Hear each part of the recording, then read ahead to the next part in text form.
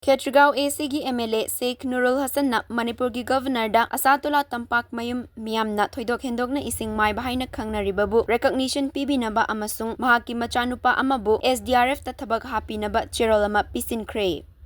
Cherol adu dahai chahi 35 suraba Urup Awang Leikai dagi Asatullah Elai Salaudin miyamna ising Maiba haina khangnariba halasina ngasi faubada asiba miyoi Chamriga marfunithoi laukhatre amadi ising manungda kudong thiningai oiba fibam kaya amada masagi khandaba makai minute nifu iruptuna asiba miyoi kayabu thiba ngamiba ahalamani